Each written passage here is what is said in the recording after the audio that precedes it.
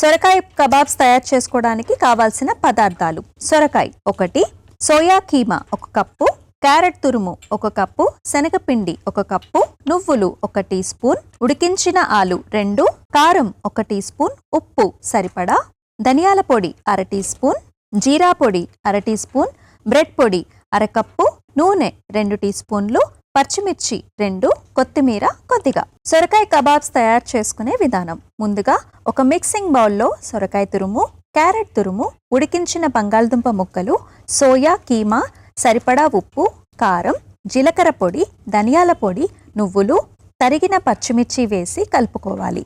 తర్వాత అందులో శనగపిండి, బ్రెడ్ పొడి, కొత్తిమీర వేసి ముద్దలాగా కలుపుకోవాలి. ఇప్పుడు స్టవ్ వెలిగించి పాన్ మీద నూనె వేసి వేడి చేసుకోవాలి. తర్వాత చేతికి నూనె రాసుకుని సిద్ధం చేసుకున్న పిండిని చేతిలో కబాబ్స్ లాగా ఒత్తుకొని పాన్లో వేసి 2 వైపులా నూనెతో కాల్చుకొని సర్వింగ్ ప్లేట్లోకి తీసుకుంటే సొరకాయ కబాబ్స్ రెడీ.